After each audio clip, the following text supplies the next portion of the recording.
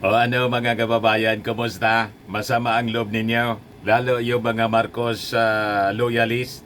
Kasi gigil na kayo kay Inday para ipa-impeach sa Congress. Pero yung ating Pangulong Bongbong Marcos mga kababayan, sinabihan daw yung Congress. Kinonfirm niya yung nag-leak na report mula kay Katonying na ang sabi, pinagsabihan ng ating Pangulong Bongbong Marcos yung mga congressmen na wag isulong yung impeachment kay Inday. Kay Sara Duterte. Ano feeling ninyo?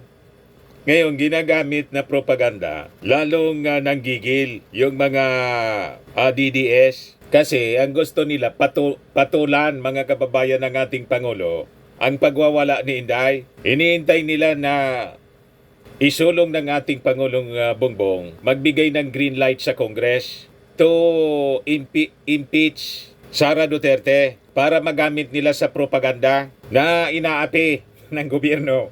Si Sara Duterte, hindi po kinagat ng ating Pangulong Bongbong yung panggagatong nila. Bigo sila ngayon, kaya ang tawag sa ating Pangulong Bongbong talaga niyang weak leader. Hindi po nasusukat ang pagiging strong leader po sa pagsisiga-siga. Sa totoo lang po, yung mga siga ng mundo natunaw na dahil sa sarili nilang kagagawan. Ako mga kababayan, tingin ko, inahayaan lang ng ating Pangulong Bongbong Marcos si Sara Duterte na gumawa ng kabulastugan. Di ba sabi ni Napoleon Bonaparte mga kababayan, the Emperor ng France, do not disturb your enemy when he is committing mistakes. Hayaan natin si Sara Duterte na mag-self-destruct. Yun ang ginagawa ng ating Pangulong Bongbong Marcos, mga kababayan.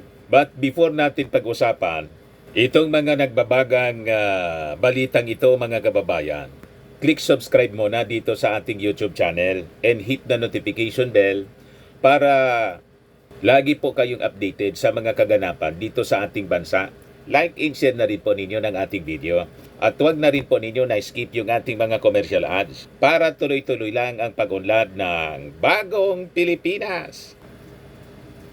Itong ating programa mga kababayan, atid sa inyo nitong ating mga sponsors. Firmax Firming and Lifting Cream. Pinapay po sa mga pulses in affected area. Mainam po ito sa mga pains at paninigas ng mga kaso-kasuan. Ito sa mukha naman yung application, anti-aging, Automax po siya.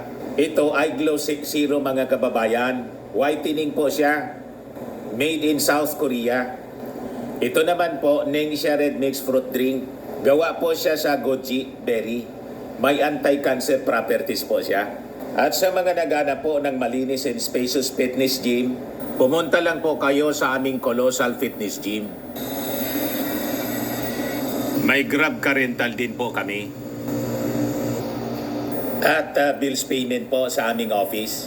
At saka sa mga mahilig po sa mga imported bags, manood po kayo sa live selling ni Madam Aileen Rosales sa kanyang Aileen Closet po. Pati mga shoes, ito yung kanya po. Ito yung kanyang page. Kita ninyo, napakagandang mga online selling po siya. Si Madam Aileen Rosales. Cellphone number niya po, 773-798-7816. Balikan natin, mga kababayan, yung ating topic ngayon. Ibigay ko muna sa inyo yung full interview. Maiksi lang po siya sa ating Pangulong Bongbong Marcos na ikinasama ng ilan sa ating mga Marcos supporters kung bakit yung ating Pangulo, despite ng mga pagbabanta ni Sara Duterte na ipa-assassinate yung ating Pangulong Bongbong, si Lisa Marcos at saka si Martin Romualdez, at may mga nagsusulong na ng impeachment sa Congress, imbes pabayaan na lang ng ating Pangulo yung ating mga congressmen na impeach si Inday para matanggal ang banta laban sa kanya. Kasi si Inday po successor ng ating Pangulo, legal successor. Pag may nangyari sa ating Pangulo, siya yung uupo bilang presidente. Pero tingnan ninyo, yung ating Pangulo pa ang nagsabi, wag anya. At worse, sabi ng iba, si Inday nagsabi, si Sara Duterte na we have reached anya a point of no return dahil sa kanyang mga pinagagawa. Pero yung ating Pangulo sabi, Never say never, anya. So, lumalabas, open pa yung ating Pangulo sa reconciliation. Bakit anya ganun? Hindi maunawaan, mga kababayan, ng mga galit na mga supporters, na mga Marcos loyalists. Gigil na rin po yung mga Marcos supporters. Sabi ko sa inyo, trust the wisdom of our President. Matalino po yung ating Pangulo. Ito nga po, relax na relax, pa-smile-smile lang po. Yan ang strong leader.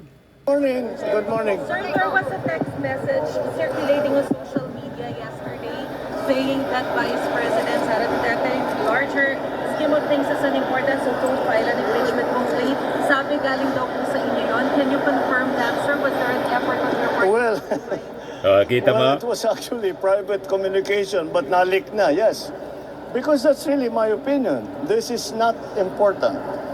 This does not make any difference to even one single Filipino life. So why waste time on it? What will happen to if somebody files an impeachment? It will tie down the House. It will tie down the Senate. It will just take up all the time, and for what? For nothing. For nothing. None of this will help improve a single Filipino life. As far as I'm concerned, it's a storm in a teacup. Sir, have you reached the point of no return, you and VP Sara, sir? Never say never. So i-analyze natin mga kababayan. Bakit gano'n ang naging statement ng ating Pangulong Bongbong Marcos? Mababasa po ninyo mismo sa kanyang sinabi. Sabi ng ating Pangulong Bongbong, this is not important. This does not make any difference to even one single Filipino life. Hindi siya importante mga kababayan. Ang pagwawala ni Inday hindi importante. Walang weight po ang pagwawala ni Inday, madaling sabi. Di magwala siyang nang magwala. Ayaw patulan po yung patibong ng mga DDS. Nagwawala kasi po si Inday para patulan siya ng gobyerno. Pag pinatulan siya ng gobyerno, i-impeach ng Kongreso, magpapabiktim po si Inday. Yan ang game plan po ng mga Duterte. Para gatungan po ang people power. Hindi po yon gagawin ng ating Pangulong Bongbong. In-advise na yung Congress. Huwag yan ninyong impeach. Hindi yan importante. It is unimportant. Hindi yan anya makakapagpabago sa kahit isang buhay ng mga Filipino. Ibig sabihin niya, hindi siya makakatulong sa pag-unlad ng ating bansa. Maganda na po yung ekonomiya ng ating bansa kung magkakagulo kasi naubos na lang ang panahon natin sa revenge, sa gantihan mga kababayan. Anong pakinabang ng ating mga mamamayan? Yun ang ibig sabihin ng ating Pangulo. Napakalinaw. This does not make any difference to even one single Filipino life. So, why waste time on this? Hindi niya sasayangin yung panahon kay Sara Duterte. Ibig sabihin po, si Sara Duterte po hindi na importante sa ating Pangulo. Reading between the lines sa kanyang statement po, yon ang ibig sabihin niya. Huwag na natin anyang pansinin, huwag mong patulan ang Bratinela. Di magwala siyang magwala. Sa pagwawala niya at pambubuli sa ating Pangulo, ang sinisira ni Inday, yung kanyang sarili, yung kanyang political ambition, matutunaw. Ang nagtunaw ng kanyang politika, ng kanyang ambisyon na maging presidente, siya mismo. Self-destruction nga. Kung patulan ng Congress, madadamay pa mga kababayan si Speaker Martin. Di ba yung linya ng propaganda nila na ang gustong isulong na impeachment, nakipag-alyado, nakipagsabuatan si Martin Romualdez kay Franz Castro kasi ang desidido po na mag-file ng impeachment at kinokumbinsi yung kanyang mga kasama sa Congress, si AK Party List, Makabayan Party List Congresswoman Franz Castro, na si Franz Castro po anti-Marcos. Nagrally nga po yung grupo niya, anti-Marcos. So agenda, matutuwa si Franz Castro. Game plan din yon mga kababayan ng mga makabayan. Alam na ninyo kung ano din ang agenda ng makabayan. Kaya malabo po na patulan ng ating Pangulong Bongbong. Pero halimbawa, mag-file ng impeachment si Franz Castro, siyempre ididilyo ng Congress. Tama ba? Ano importante doon mga kababayan? walang basbas yung ating Pangulong Bongbong Marcos. Nagets na ninyo? So hindi magagamit sa propaganda ng mga Duterte na ang gustong magpa-impeach kay Sara Duterte ang ating mismong presidente, na ang akusasyon nila, mga kababayan, ang presidente natin at si Speaker Martin gusto mag-perpetuate sa kapangyarihan tulad ng kanyang tatay.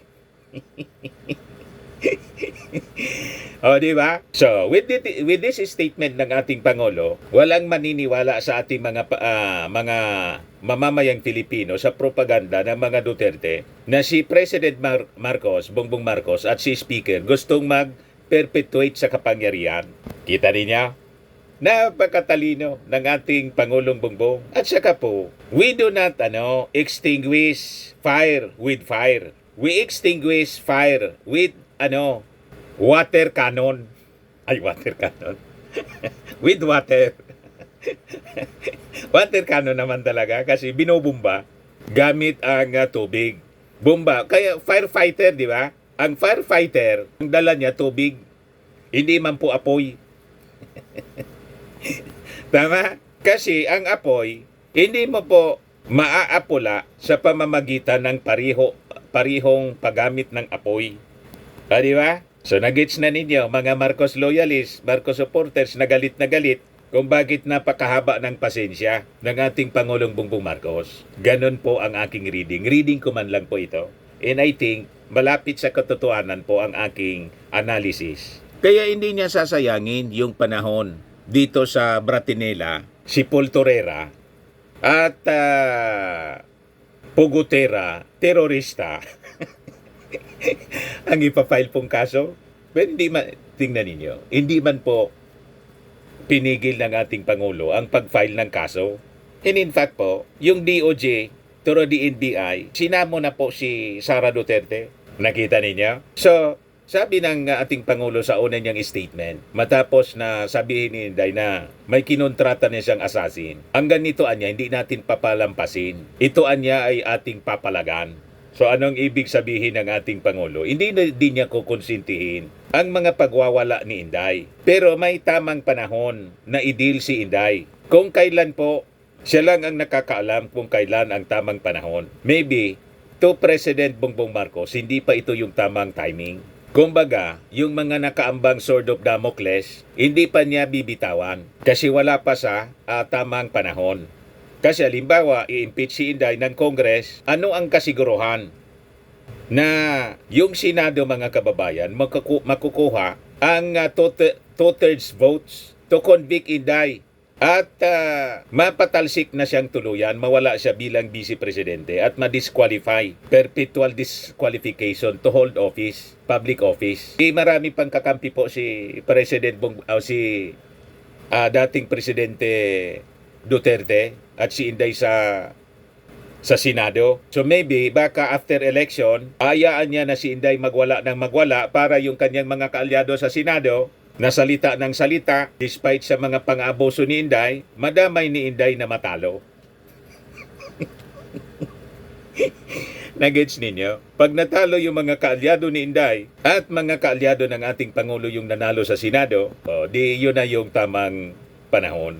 Nagets na ninyo, mga kababayan, kung bakit pinigil ng ating Pangulo ang impeachment sa Congress? Baka palalampasin niya muna yung midterm election. After the midterm, may majority na siya na control sa Senado. Bala na niya kayo. Talaga niyang ayaw tumigil sa pagbabanta sa akin. Bala na kayo. Hindi na lang iimik yung ating Pangulo. Nagets na ninyo, mga Marcos supporters? Kaya huwag tayong magmadali. Kasi sabi po sa kanta, wise men say, only fools rush in. Hayaan natin na magmadali si Inday. Minamadali niya ang pagtuldok sa kanyang political career. Kagagawan niya yon, mga kababayan, hindi kagagawan ng ating gobyerno. So wala siyang magagamit na propaganda laban sa ating administrasyon. Ayaw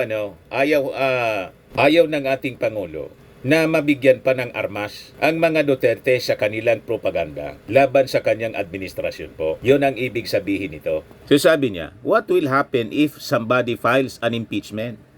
it will tie down the House. It will tie down the Senate. Nandun na lang, maubos yung oras ng mga congressmen at mga senador sa impeachment trial. Tama naman po. Imbes na yung tutok nila, maipasa yung mga kinakaukulang batas na kailangan po sa pagpaunlad sa ating bansa. Naubos yung panahon po para sa impeachment trial. Pati tayo na mga mamamayang Pilipino, nakangangala na lang. Imbis na ganap buhay, nanonood sa impeachment trial na parang teleserye. Tama? We will be rendered unproductive. Yun ang ibig sabihin ng ating Pangulo. Yung sabi niya, it will just take up all our time. And for what, Anya? For nothing? For nothing? None of this will help improve a single Filipino life. As far as I am concerned, it's a storm in a teacup. Ang ibig sabihin po ng it is a storm in a teacup, yung mga tao, it is a situation mga kababayan, na yung mga tao, magiging galit na galit sila. They're so upset mga kababayan sa isang bagay na hindi man importante. Nagagalit lang tayo. At pag tayo ay galit na galit tulad ni Inday, tingnan ninyo po, sinisira niya mismo yung kanyang buhay. Yung mga tao, ganun din po ang mangyayari. Damay, pati yung mga mamamayan. Nagkakagalit na ang bawat isa sa atin. Kaya nga po, ako, sinusundan ko po ang wisdom ng ating Pangulo. Kahit po ako binabas ng binabas kung anong tinatawag sa atin ng ating mga bashers, mga supporters ni Digong, hindi ko din po pinapatulan. Diretso lang tayo sa ating vlogging. Diretso lang tayo sa pagtulong sa ating mga kababayan, lalo na yung nasalanta. Maraming salamat pala doon sa panibagong donor natin, taga Illinois, USA. Nagpadala po ng 35,000. Ito po, 35,363 pesos and 88 centavos. Pinadala po ni Madam Anita McGrial. Anita McGrial ng Illinois, USA. Binabanatan ako, pati yung post ko sa distribution po ng ayuda sa mga nasalanta ni Christine at Pipito. Binabanatan ako, hindi ko man pinapansin po. Nanakawin ko daw. Yung 33,000 po na likom namin po, galing sa mga donors, dinagdagan pa nga po ni Mrs. ng 17,000. Yan po, yung distribution namin. Second wave ng aming Oplan Ayuda, 50,000 ang pinamigay namin sa mga nasalanta ng Bagyong Christine at Pipito sa Barangay Obaliw, Uwas Albay. 33,000 ang total cash donation mula sa aming mga donors. Pero dinagdagan ni Mrs. ng 17,000 para mabigyan ng ang 100 beneficiaries ng tigpa 500 pesos each, plus in-kind donations na 5 kilos rice, bread, clothing, hygiene kit mula sa aming partner organization na Seventh-day Adventist Church. Maraming salamat po sa inyong lahat. To God be all the glory. Pati yung post natin na pasasalamat, binabanata ng mga DDS. Galit na galit sila. Ayuda daw ako ng ayuda, hindi ko man pera. O di, wow. Sabi ko, tapos duda sila ng duda, nanakawin ko daw. Dinagdagan pa nga namin ng 17,000, nanakawin. 33,000 lang yung naliko. Pagkatapos, dinagdagan ni Mrs. ng 17,000. Di na lang sana kami nagdagdag. Ngayon, may bagong donation na dumating, 35,000 plus. So, magpa-plan na naman po kami para sa third wave ng amin pong ayuda. Hindi ko pinapansin. Kasi distraction lang po. Alam nating mga masasamang loob sila, mga masasamang tao. Ba't papatulan natin yung mga masasamang tao ng idol natin, yung ating Pangulo, a peacemaker?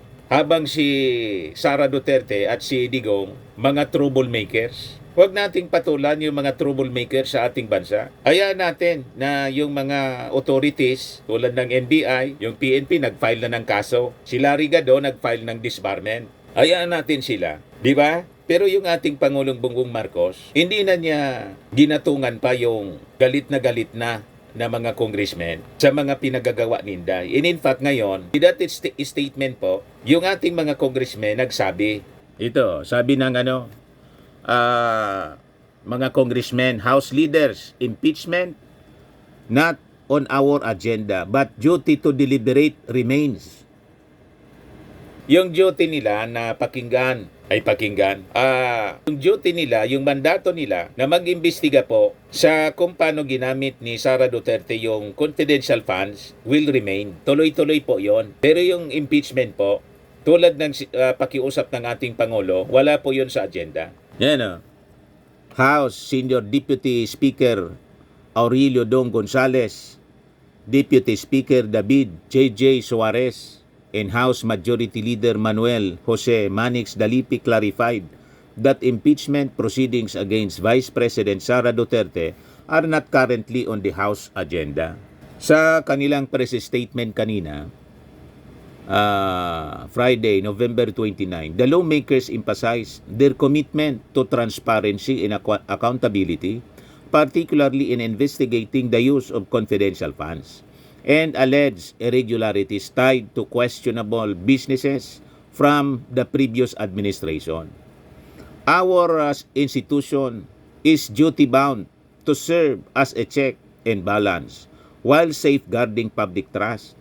The Filipino people deserve answers regarding these serious matters, and we aim to fulfill this responsibility without political distractions or divisiveness. Sabi po ng ating mga congressmen, while impeachment is not a priority, the leaders acknowledge the House constitutional obligation to act on properly filed complaints. Should an impeachment complaint be properly filed in accordance with the rules, the House is obligated to deliberate on it fairly and transparently, ensuring that the process adheres to the highest standards of justice. The lawmakers urge the public to prioritize improving governance and delivering results while upholding constitutional mandates with integrity and impartiality. Yan po yung sabi ng ating mga congressmen. So makikita ninyo na in case po, tulad ng ating sinabi kanina, in case isinulong po ng ilang congressmen ang impeachment, ang ibig sabihin lang po, walang basbas yung ating Pangulong Bongbong kasi kinontra nga niya po. Pero siyempre, later on, halimbawa i-impeach si Inday, kung kailan po, hindi natin alam, may obligasyon yung Congress po na i-deliberate siya. So pakikinggan po, hindi nangangulugan na diniliberate siya ng Congress, isinulong siya ng ating Pangulong Bongbong. Ibig sabihin, kung isinulong pa rin ng Kongreso, wala na doon. Wala nang hand yung ating Pangulong Bongbong. Siyempre, yung ating Pangulo, irerespeto as ako equal branch ng ating gobyerno. Tama pa, may tatlo tayong branches ng gobyerno. Executive, legislative, judiciary. Co-equal branches siya na dapat nire-respeto ang desisyon ng bawat isa. So nagets na ninyo kung bakit ganon ang sinabi ng ating Pangulo to disarm the Dutertes sa kanilang mga political propaganda. So na-disarm sila ngayon, mag-iisip na naman po ng ibang strategy ang mga Duterte kung paano gatungan ang gulo. Mag-iisip na naman po sila ng patibong na kakagati ng ating Pangulo. Yung patibong nilang impeachment po, hindi kinagat ng ating Pangulo. Iyakan sila ngayon. Ang ibig sabihin lang, na outsmart yung kinikilala ng mga DDS na political genius na si Digong. Na outsmart ng ating Pangulong Bongbong. Mas matalino yung ating Pangulo po. In fact, sabi ng ating Pangulo, si Inday ang declaration niya kahapon, we reach a point of no return. Pero yung ating Pangulo po, open siya eh. Never say never anya. Yan sabi ng ating Pangulo. Bongbong Marcos to Sara Duterte, point of no return. Never say never. Napakatalino ng ating Pangulo ito. Never say never. Di ba? So lumalabas yung ating Pangulo, a true statesman and a true leader, a very strong leader. Hindi nagpapadala sa mga pananakot, banta, pambubuli. Naka-smile pa yung ating Pangulo. Yung ating Pangulo, a real peacemaker. Habang yung mga Duterte, troublemaker. O di ba? Yan ang magiging tingin sa kanila ng ating mga mamamayan. Madaling sabi, lalong mamahalin ng mga mamamayang Pilipino kasi hindi troublemaker yung ating Pangulo. Peacemaker siya. Abang nagwawala si Inday, lalong nasisira yung politika niya at mauubos yung mga tao na sumusuporta sa kanya. Mawawalan siya ng supporter. Hindi lang mga botante, pati mga kaalyado. Iiwanan siya ng lahat siyang mga kaalyado. Sino pang mga politiko ang makikipag-alyado kay Inday Sara na pinahiya yung buong yung Pilipinas po, pinahiya sa buong mundo? Imagine, pagbantaan mong ang Pangulo at ang tingin ng karamihan ngayon kay Inday Sara may... Di ba? Ang galing-galing ng ating Pangulo. So, yung mga nagagalit sa ating Pangulo, kasi parang kinukonsinti si Inday po, huwag kayong magalit. Lalo nating mahalin yung ating Pangulo at suportahan po. Alam naman niya. And I think, handa yung ating armed forces. Halimbawa, may foreign intervention pa, yung China, kaalyado ng mga Duterte, nakabantay naman po. Nakabantay yung ating big brother. Ang Amerika, in our Western allies. Hindi ayaan po ng Amerika at ng mga Western allies na mamayani ang mga leader na pro-China. Tama po ang ating mga analysis? Namomonitor na po nila lahat ng mga ginagawa ng mga Duterte. Trust the wisdom of our President. Sa mga naghanap ng malinis and spacious fitness gym, pumunta lang po kayo sa aming Colossal Fitness Gym. We also offer Grab Car Rental with our brand new 2023 model ng Toyota Innova. We also accept booking for those who are planning to travel via PAL, Cebu Pacific, and other airline companies, local and international, and bills payment for Meralco Bills, PLDT, Aleco Bills, etc. Ang Colossal Fitness Gym is located at 3rd floor Security Bank Building, Landco Business Park, Legazpi City, Albay. For inquiries, look for Chilon Maravillas. Contact number 0966-802-0949. Yan yung aming Innova. Lagi na pong matao sa amin. Pati mga foreigners po, tingnan ninyo. Mga British tourists sila. Ang lalaki ng katawan na, mga kababayan, nag-gym sa amin. Ito naman po, Indian National. Ito mga mga European sila. Ito naman yung bago naming product na binibenta online, Eye Glow Serum. Whitening po siya galing sa South Korea. Tingnan ninyo yung epekto sa aking anak na architect entrepreneur, Riz Maravillas. For inquiries, look for Riz Maravillas on FB. Ito naman po, Firmax Firming and Lifting Cream. Pinapahid po ito sa mga pulses and affected area. Mainam po ito sa mga pains at paninigas na mga kaso-kasuan. Ito po, Automax Radiant Serum. Sa mukha naman yung application. Anti-aging po siya. You will look 10 years younger than your age. Sa mga cancer patients naman po, baka lang gusto ninyo itong itry. Nengxia Red Mixed Fruit Drink. Hindi man po siya gamot, food supplement siya. Kaya lang, gawa siya mga kababayan sa goji berry. Yung goji berry may anti-cancer properties. Yung mga inquiries ninyo, dumiritso na lang kayo sa aming messenger sa Facebook para masagot namin agad. Ayos po. Ako po si Dante Maravillas. Bye-bye. God bless.